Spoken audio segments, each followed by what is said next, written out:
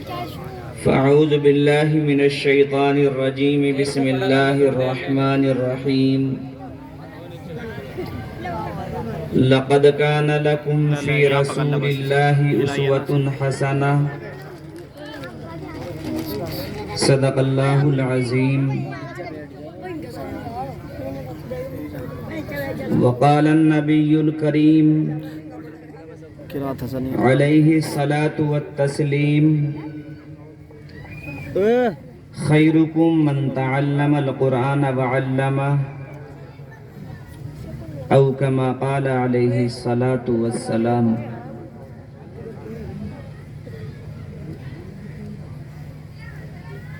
دو جہاں کی کامیابی گر تمہیں درکار ہے، دو جہاں کی کامیابی گر تمہیں درکار ہے، ان کا دامن تھام لو جن کا محمد نام ہے۔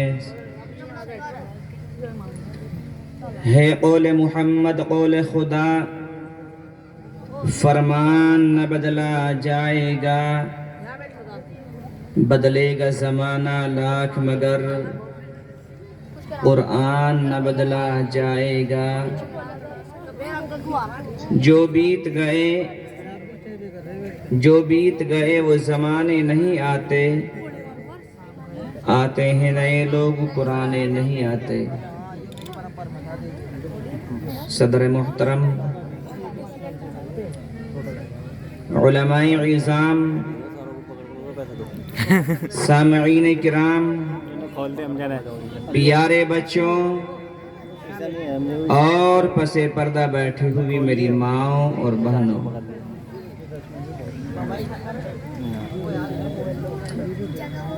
آج الحمدللہ قرآن عظیم کی دستار فضیلت کے موقع پر آپ حضرات نے یہ اجلاس منعقد کیا، اور اس مبارک اجلاس میں آپ حضرات نے مجھے بھی یاد فرمایا۔ اللہ آپ حضرات کو جزائے خیر عطا فرمائے۔ میرے پیاروں، یہ محفل اور یہ مجلس کوئی معمولی محفل نہیں۔ آپ اس مجلس کو ویسا کیسا نہ سمجھیں، بلکہ بہت عظیم اور عظیم سے تر عظیم ہے، اس لیے کہ جس محفل کی نسبت،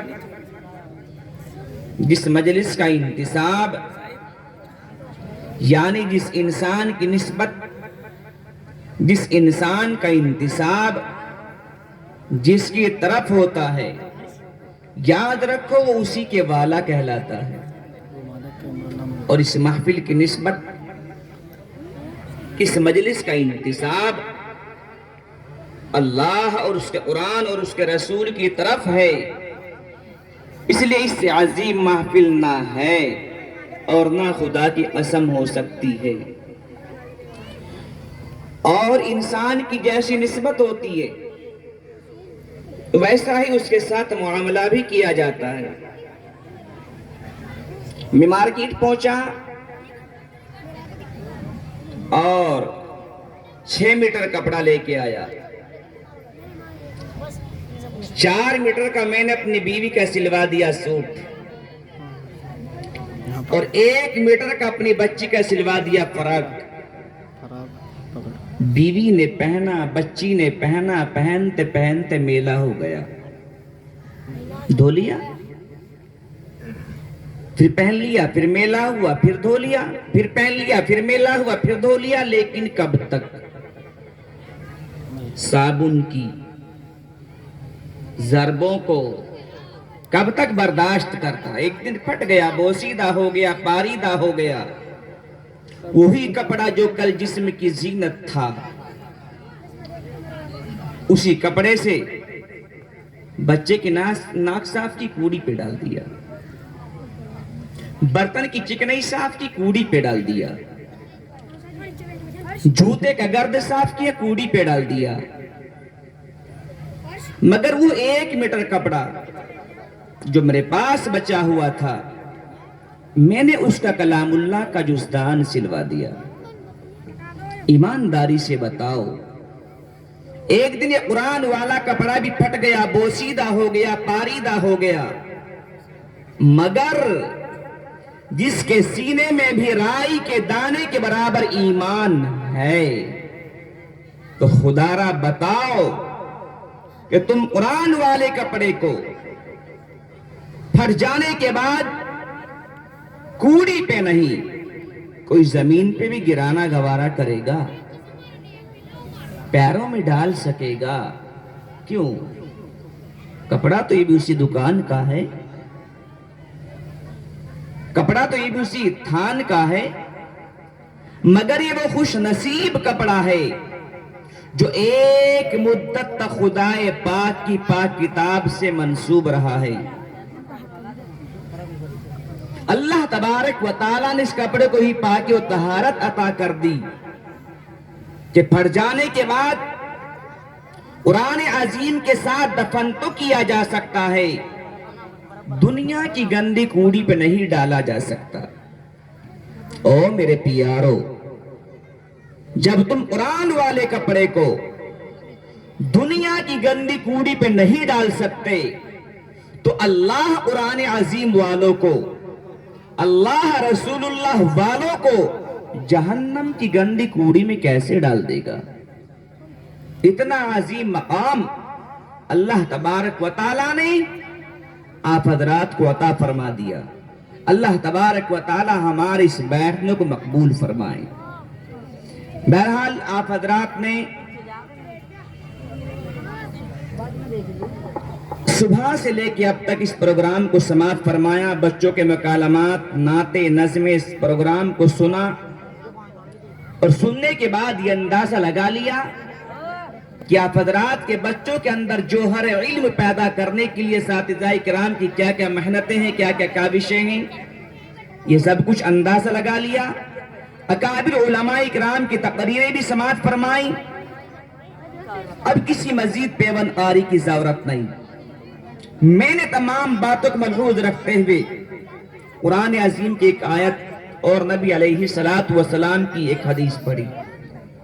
آیت میں اللہ تبارک و تعالی ساری دنیا کے انسانوں کو مخاطب کر کے فرماتے ہیں کہ اے دنیا کے انسانوں، تم نے اپنی زندگی کو اب تک جس راہ پہ گزارا تو گزارا، تم نے اپنی زندگی گزارنے کے لیے اب تک جو راہ منتخب کی تو کی، تم جس ڈگر پہ چلے تو چلے، لیکن اب کان کھول کے سن لو، اب تمہاری زندگی کی فلاح اور آخرت کی نجات اگر کسی راہ کے چلنے میں ہے تو وہ راہ صرف راہ مصطفیٰ ہے۔ اگر تم کسی منزل مقصود کو پہنچ سکتے ہو تو اس منزل تک پہنچنے کے لیے صرف اور صرف سنت مصطفیٰ ہے، اس لیے کہ ہم نے اپنا نبی کو تمہارے لیے بہترین نمونہ بنا کر بھیجا ہے۔ یہی وجہ ہے کہ جو حالات ماں کی گود سے لے کے قبر کی آغوش تک ملکوں پہ، قوموں پہ، افرادوں پہ، انسانوں پہ آتے ہیں یا آ رہے ہیں یا قیامت تک آئیں گے، وہ سارے کے سارے حالات اللہ تبارک و تعالیٰ نے تنہا جناب محمد رسول اللہ صلی اللہ علیہ وسلم کی ذات پہ تعریف فرما دی، تاکہ نبی کی امت کو جب جہاں جس وقت جس نمونے کی ضرورت پڑے وہ عمل، وہ نمونہ میرے مصطفیٰ کی زندگی میں مل جائے، کہیں اور نہ جانا پڑے، اس سے بھیک نہ مانگنی پڑے، بلکہ میرے مصطفیٰ کی زندگی میں مل جائے۔ چنانچہ اگر تمہیں بچپن گزارنا ہو تو دیکھو آمینہ کا پیارا پیارا بچہ موجود، اگر تمہیں جوانی کی منزلیں طے کرنی ہو تو ابو طالب کے بھتیجے کی پاکیزہ جوانی کا نمونہ موجود، اگر تم میں کوئی یتیمی سے گزر رہا ہو، دیکھو عبداللہ کا در یتیم موجود۔ اگر تمہیں غربت و افلاس کی وجہ سے مزدوری بھی کرنا پڑے، دیکھو آقا کا مکے کی بکریوں کا مزدوری پہ چرانے کا طریقہ موجود۔ اور اگر تمہیں تجارت کرنے کا حوصلہ ہو تو خدیجۃ الکبریٰ کے مال سے آقا کا ملک شام میں تجارت کرنے کا رنگ ڈھنگ معلوم۔ اگر تمہیں شوہر بننے کا فخر ہو تو خدیجۃ الکبریٰ، عائشہ صدیقہ، حفصہ و ام سلمہ کے شوہر کا نمونہ موجود۔ اگر تمہیں باپ کا رول ادا کرنا ہو تو زینب، رقیہ، کلثوم و فاطمہ کی ابا کا کردار موجود۔ اگر تمہیں اپنے بیٹے بیٹیوں کے نکاح میں ہو، دیکھو آقا کا اپنی چار بیٹیوں کے نکاح کرنے کا طریقہ موجود۔ اور اگر کسی کے بیٹا ہو کہ انتقال کر جائے، دیکھو آقا کے ہاتھوں پہ ابراہیم کا جنازہ موجود۔ اگر کسی کی بیٹی کو نکاح کے بعد طلاق لگ جائے، دیکھو آقا کی دو بیٹیوں کو طلاق لگنے کا حادثہ موجود۔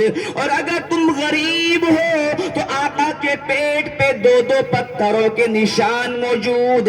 ایک مہینے تک چولہے میں آگ نہ جلنے کی روایتیں موجود۔ اور اگر تم امیر ہو تو آقا کے گھر میں ہیرے جواہرات کے ڈھیر موجود۔ اور اگر تمہیں ظلم و ستم کا نشانہ بنایا جائے، دیکھو آقا کی راہوں میں کانٹوں کا بچھانا موجود، چھتوں سے کوڑے کا ڈالنا موجود، سامنے سے گالی و تالیوں کی گونج موجود۔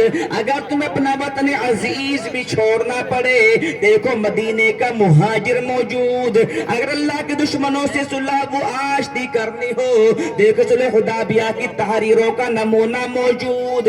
اگر تم کسی محاذ پہ شکست کھا جاؤ، دیکھو آقا کے دندان مبارک کی شہادت موجود۔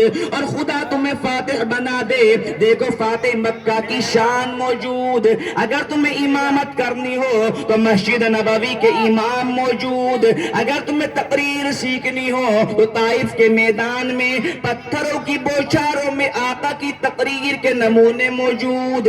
اور اگر تمہیں انصاف کرنے ہو، دیکھو آقا کا مسجد نبوی کے سہن میں بیٹھ کے عدل و انصاف کا طریقہ موجود۔ اگر تمہیں شاگردی کے حقوق ادا کرنے ہو، دیکھو آقا کا جبرائیل امین کے سامنے بیٹھنے کا انداز موجود۔ اور اگر تم معلم ہو تو اصحاب صفہ کے معلم موجود۔ اور اگر تمہیں پانی پینے کی حاجت ہو، دیکھو میرے آقا کا پانی پینے کا طریقہ موجود۔ اگر تمہیں کھانا کھانے کی ضرورت ہو، دیکھو میرے آقا کا کھانا کھانے کا انداز موجود۔ اگر تمہیں سونے کی ضرورت پڑے، دیکھو میرے آقا کا سونے کا طریقہ موجود۔ اگر تمہیں کاشتکاری کرنی ہو، دیکھو آقا کا خیبر کی زمینوں کے نظم و نسق کا طریقہ موجود۔ غرض یہ ہے کہ سارے کے سارے حالات اللہ تبارک و تعالی نے تنہا جناب محمد رسول اللہ صلی اللہ علیہ وسلم کی ذات پہ تعریف فرما دیے، تاکہ نسل انسانی کو جب جہاں جس وقت جس نمونے کی ضرورت پڑے، وہ عمل وہ نمونہ میرے مصطفیٰ کی زندگی میں مل جائے۔ اس لیے کہ آقا نمونہ بھی ہیں اور آقا رحمت بھی بن کے آئے۔ کیسی رحمت؟ اللہ کے محبوب بیٹھے ہوئے ہیں، ایک صحابی تشریف لائے، فرمایا یا رسول اللہ، اگر آپ نہ آتے تو ہمیں دین کی باتیں کون بتاتا؟ اگر آپ تشریف نہ لاتے تو اسلام کی باتیں کون سکھاتا؟ آقا آپ کے آنے سے پہلے میں نے بہت بڑے بڑے گناہ کیے، اور ایک واقعہ تو ایسا ہے آقا، رات کو یاد آتا ہے تو رات کی نیند حرام ہو جاتی ہے، دن کو یاد آتا ہے تو دن کا سکون ختم ہو جاتا ہے۔ فرمایا کیا واقعہ ہے؟ فرمایا اللہ کے محبوب، میں نے اپنے ہاتھوں سے کئی لڑکوں کو زندہ دفن کیا ہے، اور ایک مرتبہ ایسا ہوا، میری بیوی امید سے تھی، مجھے ملک شام جانا ہوا، میں نے کہا بیوی میں ملک شام جا رہا ہوں اور تو امید سے ہے اگر میرے جانے کے بعد تیرے پیٹ سے لڑکا پیدا ہوا تو اس کو پالنا پرورش کرنا، اور لڑکی پیدا ہو گئی تو فوراً قتل کر دینا۔ آقا یہ بات کہے کہ چلا تو گیا، میرے جانے کے بعد میری بیوی کے پیٹ سے ایک لڑکی پیدا ہوئی. بڑی حسین تھی, بڑی خوبصورت تھی, مگر میری بیوی میرے خوف کی وجہ سے تلوار ہاتھ میں اٹھاتی اور اس بچی کو قتل کرنے کی وجہ سے اس کے پاس جاتی. مگر جب میری بیوی کی نگاہ اس بچی کے چہرے پہ پڑتی تو محبت کی وجہ سے واپس ہو جاتی. جب میری بیوی اس کام کو نہ کر سکی تو اس نے میرے ڈر کی وجہ سے اس بچی کو ایک پڑوسن کے حوالے کر دیا کہ پڑوسن, میرے شوہر نے مجھے ایسے ایسے کہا تھا, تو ہماری بچی کو پالنا پرورش کرنا, جب یہ بڑی ہو جائے گی آپ کو اجرت مل جائے گی. آقا کئی سالوں کے بعد میں ملک شام سے واپس آیا. ابھی گھر میں آ کے بیٹھا ہی تھا, ایک معصوم سی بچی, ایک چھوٹی سی بچی پہیوں پہیوں چلتی ہوئی میرے پاس آئی. آقا کبھی وہ چھوٹی سی بچی میرے دائیں آتی, کبھی میرے سامنے بیٹھتی, کبھی میرے بائیں آتی, مجھ سے میٹھی میٹھی باتیں کرتی. میں نے کہا بیوی یہ کس کی بچی ہے, کیسی حسین و جمیل بچی ہے, کیسی میٹھی میٹھی باتیں کر رہی ہے. میری بیوی نے کہا میرے شوہر میں سرتاج کیا آپ کو اس بچی سے محبت ہو گئی ہے؟ فرمایا بیوی ایسی حسین بچی ہو, ایسی میٹھی باتیں کرنے والی ہو, دشمن بھی محبت کریں گے.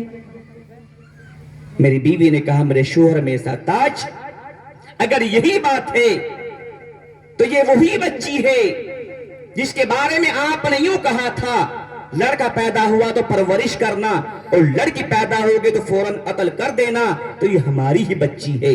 میں نے آپ کے ڈر کی وجہ سے اس بچی کو پڑوسن کے حوالے کر دیا تھا تاکہ ہماری بچی پلتی رہے, لیکن آج آپ نے محبت کا اظہار فرمایا ہے اس لیے میں نے آپ کو بتا دیا ہے.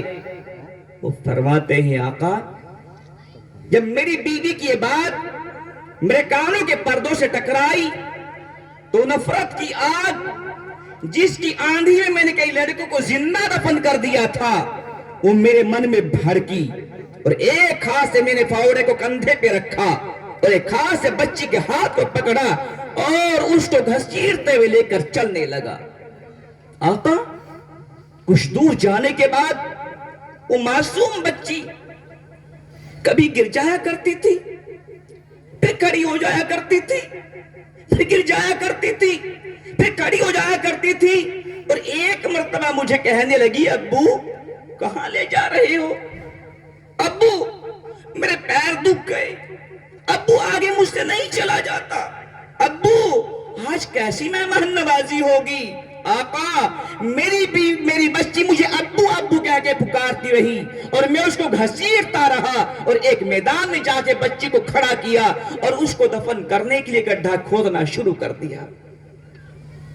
آقا میں گڈھا کھود رہا تھا اور وہ میری معصوم بچی کھڑی ہوئی دیکھ رہی تھی کہ میری پیشانی پر پسینہ آیا.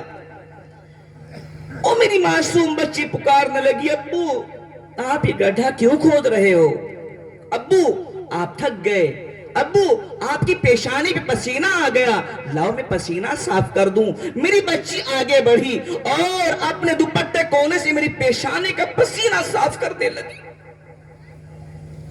آقا میری بچی میرا پسینہ صاف کر کے بیٹھی ہی تھی, میں نے گڈھا کھودنا شروع کر دیا. میری بچی پھر کھڑی ہوئی, ابو یہ بہت گہرا ہو گیا, ابو اس گڈھے کا کیا کریں گے. آقا جب وہ گڈھا تیار ہوا میں نے اس معصوم کو اٹھایا اور گڈھے میں ڈال کے مٹی ڈالنا شروع کر دیا. آقا میں مٹی ڈال رہا تھا, وہ معصوم بچی ہاتھ جوڑ کے کھڑی ہو گئی. ابو میں نے کبھی آپ کو گالیاں نہیں دی, ابو میں نے کہا کبھی آپ کو برا بھلا نہیں کہا, آج میرے ساتھ ظلم کیوں ہو رہا ہے. آقا میں نے اس معصوم کی ایک نہ سنی اور اسی طرح تڑپتے ہوئے اس کے اوپر مٹی ڈال کے گھر واپس آ گیا.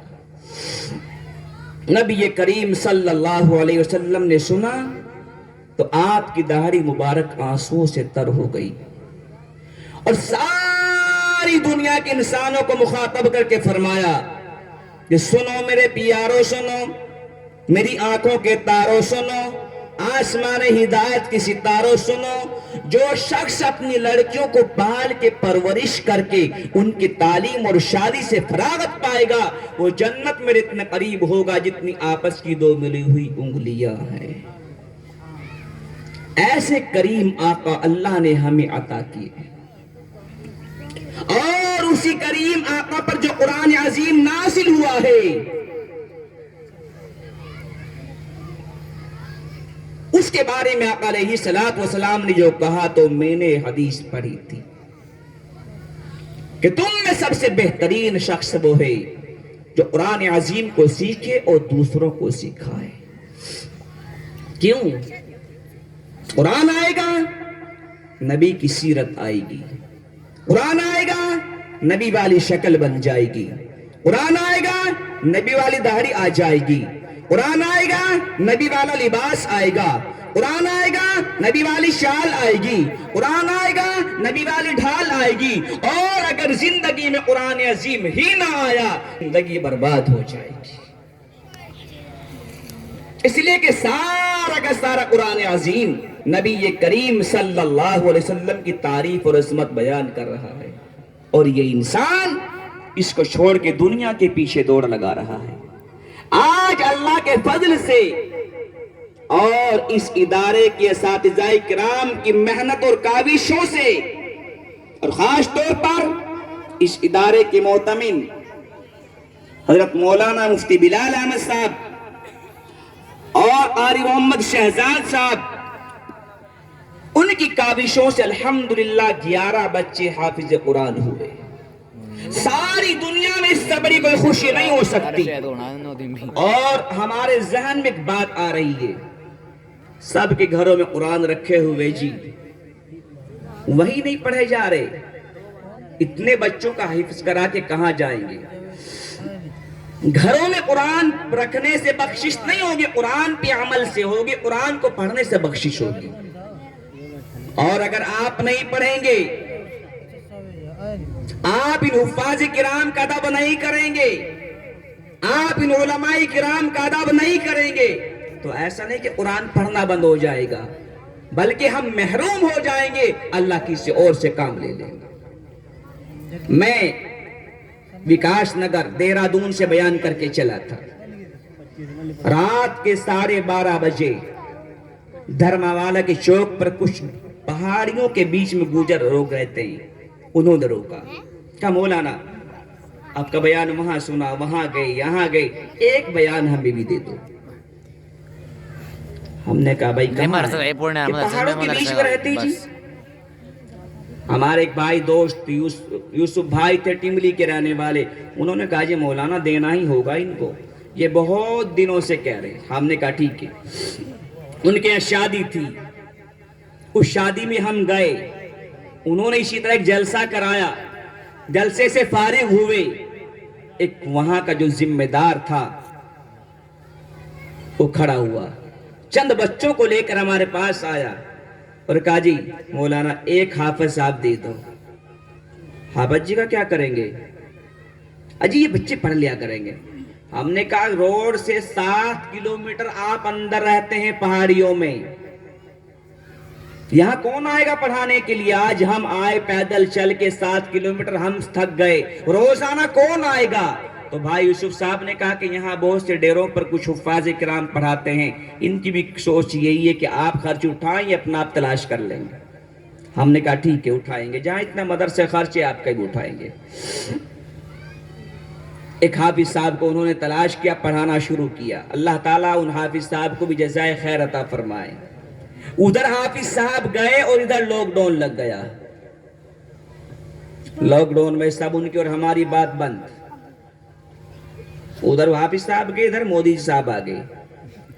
اور اس کے بعد ساری گفتگو بند، فون پر نہیں، آنا نہیں، جانا نہیں، پتہ نہیں۔ جب لاک ڈاؤن کا زمانہ ختم ہوا ہم نے فون کر کے پوچھا بھائی یوسف صاحب آپ کا موبائل بند رہا ہے، کیا وجہ ہے؟ کہ پیسے ہی نہیں ڈالے تھے۔ پھر ہم نے کہا ان حافظ صاحب کا کوئی انتظام ہوا تھا جو گئے تھے یا وہ آس پاس آ گئے؟ کہا جی نہیں، الحمدللہ وہ وہیں پر پڑھا رہے ہیں، اور لاک ڈاؤن میں الحمدللہ 38 بچوں قرآن شریف لگ گیا۔ ہمیں یقین نہیں آیا، ان کی زبان ایسی نہیں جیسے ہمارے بچوں کی ہے، زبان ان کی بول چال ہم نہیں سمجھ پائیں گے۔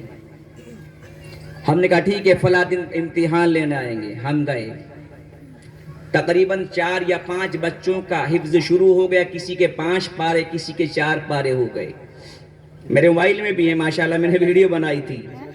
ان بچوں نے جو پڑھ کے سنایا تو یقین ہو گیا یا اللہ تو کہیں سے بھی قرآن کا کام لے سکتا ہے، یہ نہیں کہ آپ دیں گے تو کام چلے گا۔ یقین ہو گیا کہ سارے مدرسے بند ہیں، مسجدیں بند ہیں، مسجدوں میں نماز پڑھنے نہیں جا سکتے، مدرسوں میں قرآن پڑھنے نہیں جا سکتے، یا اللہ تو پہاڑیوں کے بیچ میں قرآن کی تعلیم چل رہی ہے، یہ قرآن کا اعزاز ہے۔ یقین ہو گیا کہ یہ انشاءاللہ قرآن چلتا جائے گا، جو اس سے ہٹے گا وہ محروم رہ جائے گا، اور جو اس سے لگے گا کامیاب ہو جائے گا۔ ہم نے ان بچوں کو انعام دینا شروع کیا پیسوں سے، پیسوں کو بھی کچھ بچے سمجھ نہیں رہے تھے، روپوں کو۔ ہم نے کہا بھائی یہ انعام کیوں نہیں دے رہے؟ انہوں نے پتا کیا کہا، یہ پیسوں کو نہیں جانتے، یہاں دکانیں نہیں ہیں، اگر کسی کو کچھ دینا پڑتا ہے تو ان کے لیے کھانے پینے کی چیزیں لاتے ہیں، کوئی ٹوفی لاتا ہے، کوئی مٹھائی لاتا ہے، کوئی۔ پتا کیا کہا ان بچوں نے؟ ہمیں مٹھائی نہیں چاہیے جی۔ وہ معصوم بچے پہاڑیوں کے بیچ سے کہہ رہے ہیں ہمیں مٹھائی نہیں چاہیے، بلکہ ہمیں اچھا سا قرآن لا کے دے دو۔ کیوں؟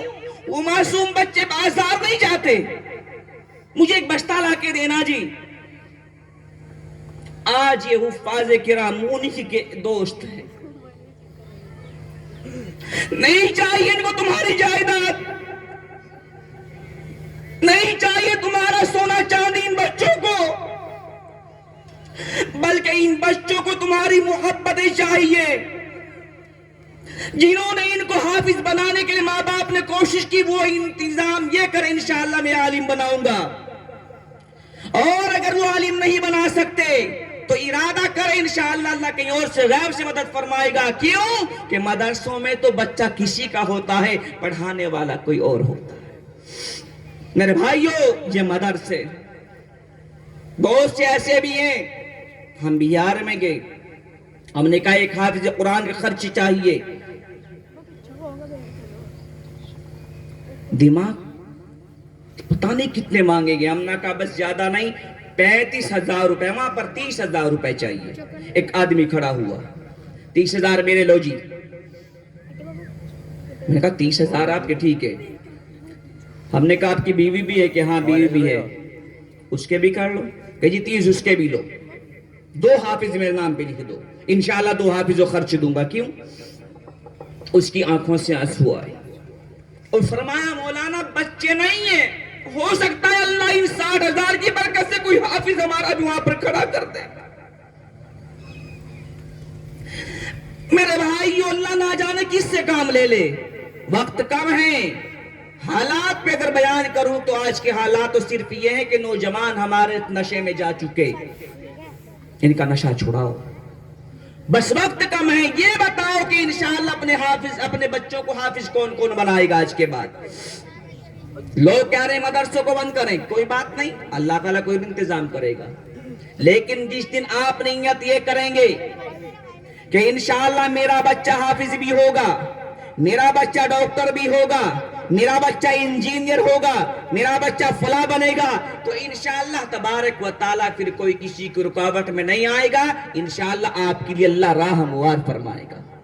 اس راہ کو ہموار کرنے کے لیے آج اتنے بڑے مجمع میں ایک اعلان کروں گا، 11 حفاظ کرام آپ کے سامنے بیٹھے ہوئے ہیں، بڑی سعادت کی بات ہے، لیکن ایک اعلان کروں گا، ہے کوئی اتنے بڑے مجمع میں، اسٹیج ہو یا بات سامنے والے ہوں یا عورتوں میں ہوں، ایک اللہ کا شعر ایسا ہے کہ جو کھڑا ہو کہ یوں کہہ دے انشاءاللہ ایک حافظ قرآن خرچ 35,000 روپے میں دوں گا، کوئی زیادہ نہیں لے رہا ہوں،